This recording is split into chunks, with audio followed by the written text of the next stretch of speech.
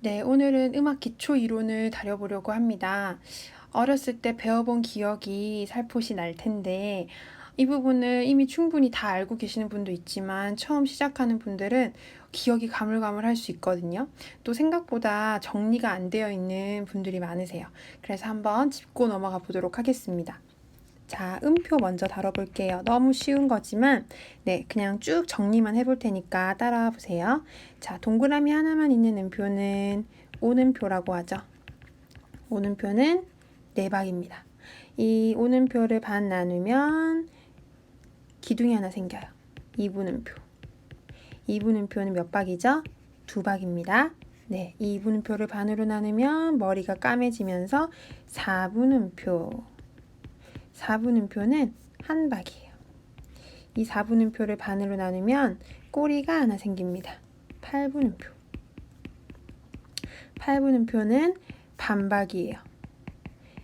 이 8분음표를 또 반으로 나누면 꼬리가 하나 더 생깁니다. 16분음표. 반의 반박. 반의 반박이 무슨 말이죠?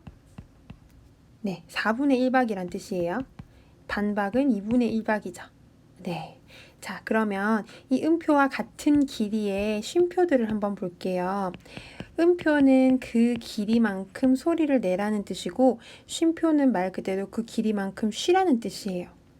네, 온음표랑 같은 박자의 쉼표는 온쉼표라고 합니다. 모자를 이렇게 거꾸로 그리면 돼요. 원래 원칙적으로는 네 박이지만 이 온심표가 있을 때는 마디 전체를 쉬라는 뜻이에요. 그러니까 한 마디가 몇 박이냐에 따라서 이 온심표는 몇 박인지 달라지겠죠. 네, 굳이 생각할 필요 없고 이 마디 안에 이 온심표가 있으면 전체를 쉬라는 뜻이에요. 이분심표는 모자를 똑바로 세워줍니다. 네, 4분심표는 그릴 때 밑에서부터 저는 보통 그리거든요. 동그랗게 그리고 하나, 둘, 셋. 네. 8분 쉼표. 16분 쉼표는 역시나 꼬리가 두 개 생기죠. 네, 이렇게 됩니다. 그 다음에 우리가 이제 이 음표나 쉼표에 점을 붙이게 된단 말이에요. 네. 점음표는요. 점이 붙으면 그 음표에 2분의 1을 더하는 거예요. 자, 예를 들어 볼게요. 오음표에 점이 붙었어요. 이건 오음표 더하기 오음표의 반이 얼마예요? 네, 이 두 박이죠. 네 박에 2분의 1, 반을 더하는 거예요. 그러면 6박이 돼요. 이해되세요? 2분음표에 점을 붙이잖아요. 그러면 원래 음표인 2분음표에다가 이 반인 4분음표가 더해지는 거예요. 3박. 그냥 숫자로만 얘기해 볼게요. 점 4분음표가 있어요. 이거는 한 박. 이렇게 한 박의 반인 2분의 1이 더해지는 거예요. 그러면 한 박 반이 되겠죠. 1과 2분의 1 수학으로 얘기하면 이렇게 되겠죠. 네, 8분음표에 점을 붙여볼게요. 그러면 4가 반박의 반인 4분의 1 이렇게 되죠. 그러면 4분의 3박이 돼요. 괜히 산수가 나와서 복잡해지는데요. 4분의 3박이라고 하면 우리가 박자표 그릴 때 이렇게 그려요. 한 박 반이니까 이렇게 돼요. 그래서 이 점음표들은 짝꿍이 있어요. 이 한 박 반 있죠? 네. 한 박 반과 반박이 만나면 두 박이 채워지잖아요. 그래서 이 점 4분음표는 8분음표랑 많이 써요. 네, 붙어서 2분음표를 채워주게 되죠. 8분음표는 점 8분음표는 16분음표랑 더했을 때 한 박이 채워져요. 그래서 이 16분음표를 짝꿍처럼 항상 같이 쓰게 돼요. 네, 이거를 깡총 리듬이라고 하는데 네, 들어보신 적 있나요? 네, 여기까지 음표, 쉼표, 점음표까지 일단은 정리를 해봤습니다. 그 다음엔 박자표를 한번 볼게요. 박자표는 왜 4분의 4박자, 4분의 3 뭐 이런 거 보신 적 있죠? 네, 이런 걸 박자표라고 해요. 이거는 이제 오선지가 이렇게 있고 이렇게 여러 개 악보가 줄줄줄 있잖아요. 그러면 첫 줄에만 이게 적혀 있어요. 자, 박자표에서 밑에 있는 숫자가 있고 위에 있는 숫자가 있어요. 자, 이걸 어떻게 해석하냐면 밑에서부터 보세요. 4분음표가 한 마디에 3개라는 뜻이에요. 자, 그러면 8분의 6박자 볼게요. 8분음표가 한 마디에 몇 개? 6개. 4분의 3박자 곡은요. 한 마디에 4분음표가 3개. 하나, 둘, 셋 하면 한 마디가 끝나요. 8분의 6박자는 8분음표가 6개가 들어가 있어요. 한 마디에. 네, 이렇게 되는 거예요. 그러니까 이 박자표를 보고 기준을 삼는 거예요. 8분의 6박자는요. 8분음표가 기준이에요. 8분음표를 한 박이라고 해요. 2분의 2박자 뭐 이런 것도 있거든요. 이거는 2분음표가 한 마디에 2개인 거예요. 2분음표가 한 박인 것처럼 계산을 하는 거예요. 좀 복잡해지죠. 대부분은 4분의 4박자예요. 한 마디에 4분음표가 4개 이렇게 된단 말이죠. 그럼 우리가 반주를 할 때 이제 이 박자표를 보고 반주를 하는데 거의 80, 90%가 4분의 4박자 곡이에요. 근데 4분의 4박자라고 이렇게 숫자를 안 적혀 있고요. 보통 이렇게 C라고 이렇게 모양이 그려져 있어요. 이런 모양으로. 악보에 이렇게 그려져 있어요. 맨 앞에 보면은 이게 4분의 4박자라는 뜻이에요. 그럼 우리가 코드가 이렇게 있을 때 무슨 멜로디가 막 이렇게 4분음표만 이렇게 있는 게 아니라 여러 가지 뭐 이렇게 뭐 멜로디가 이렇게 그려져 있을 거 아니에요? 근데 코드가 한 마디에 이렇게 2개가 있어요. 네. 그러면 보통은 2박씩 나눠서 그리면 돼요. 나눠서 치면 돼요. 하나 둘 2박씩 치면 돼요. 그런데 위치가 코드가 여기 있고 이 끝에 있어요. 그럼 보통 3박, 1박 이렇게 치게 되겠죠. 이 코드가 적혀 있는 위치를 보고 보통은 그 코드 박자를 세요. 이렇게 돼 있다. 한 마디에 코드가 이렇게 배치돼 있어요. 그럼 몇 박씩 치면 되겠어요? 2박, 1박, 1박. 보통 이렇게 치게 돼요. 그런데 어떤 악보에 따라서는 이걸 정확하게 표시를 안 해주는 경우가 있어요. 그냥 막 나열해 놓은 경우도 있어요. 그런데 그럴 때는 이제 악보상의 멜로디랑 맞춰가지고 이거를 몇 박씩 쳐야겠다라는 거 우리가 예상해서 쳐야 돼요.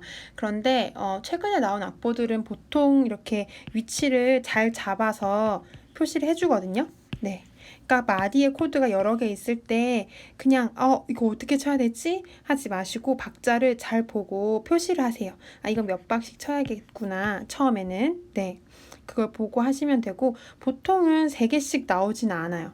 예. 보통 2개 정도 나오지만 한 번씩 이렇게 4개가 다 나올 때가 있거든요. 그럼 한 박씩 치는 거예요. 네.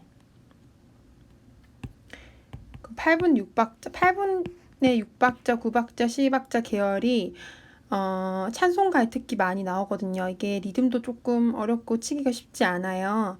네, 이것도 어쨌든 한 마디에 총 6박이 들어가는 거잖아요. 그죠? 그러면 코드가 이렇게 하나만 있을 때는 6박을 치면 되지만 코드가 2개일 때는 3박씩 치면 돼요. 하나, 둘, 셋, 하나, 둘, 셋. 그런데 뭐 코드가 이렇게 돼 있을 수도 있겠죠. 네, 이 코드의 위치가 어딘지 보고 박자를 정하는 거예요. 하나, 둘, 셋, 하나, 둘, 하나. 네, 근데 우리 악보상의 멜로디가 이렇게 8분음표만 그려져 있지는 않을 거 아니에요. 네, 뭐 4분음표, 뭐 8분음표 이렇게 뭐 있을 수 있죠. 이렇게 있을 때 어느 위치에 있는지를 보고 박자를 셀 수 있어야 돼요. 이 박자표를 모르면은 그냥 박자에 맞춰서 제가 지금 1강에서 박자에 맞춰서 한 박씩 지금 오른손을 치라고 했는데 그것도 박자표를 모르면은 못 치잖아요. 그죠? 네. 그래서 일단 박자표를 설명해 드렸고요. 웬만하면 지금은 4분의 4박자 곡을 연습하세요. 네. 아직은 8분의 6박자는 리듬이랑 이런 것들이 좀 들어가야 되니까 일단 4분의 4박자 곡을 먼저 연습하시면 될 것 같아요. 네, 코드를 외우기 위해서 연습하는 거니까요. 자, 임시표, 조표에 대해서 설명하려고 해요. 조표는 제가 메이저 스케일을 다루면서 더 자세히 설명을 할 건데 일단 이 개념을 먼저 알아야 되거든요. 네, 플랫이 있고 샵이 있어요. 그죠? 플랫, 우리 한글로 내림표라고 하죠. 내림표는 반음을 내리는 거예요. 샵은 한글로 올림표, 반음을 올리는 거죠. 네, 내림, 올림. 내린다는 거는 음이 도시라솔파 이렇게 왼쪽으로 내려가는 거. 올라가는 건 도레미파솔라시도 이렇게 올라가는 거죠. 건반상에서 네, 만약에 레 플랫이다. 그러면 왼쪽으로 한 칸 가는 거예요. 레 샵이다. 그러면 오른쪽으로 한 칸 가는 거예요. 네, 이렇게 만약에 미가 있어요. 미에서 샵이다. 그러면 하는 올라가는 거죠. 미 샵은 파예요. 검은 건반이 아니라 한 칸, 반음. 한 칸이라는 건 이렇게 한 칸이 아니라 이렇게 한 칸이에요. 네, 하나, 둘, 셋, 넷, 다섯 검은 건반을 포함해서요.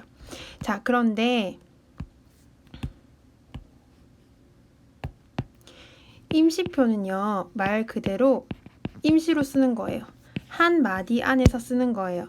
만약에 이 오선지 안에 내가 시라는 음이 있고 뭐 이렇게 있어요. 근데 시도 이렇게 있는데 내가 여기서 임시표, 음표 앞에다가 붙이는 걸 임시표라고 하거든요.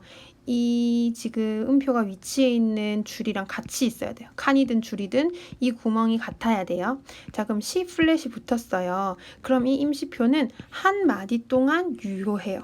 한 마디가 넘어가면 효력이 없어요. 얘는 없어져요. 네. 그런데 이 C 플랫이 여기 있는 C 플랫 C에는 효력이 없어요. 같은 자리에 있는 이 C에만 효력이 있어요. 이 C에 플랫이 붙어 있지 않아도 이 앞에 있는 이 임시표의 효력으로 여기는 C 플랫이 붙는 거예요. 안 적혀 있지만. 이해되세요? 네.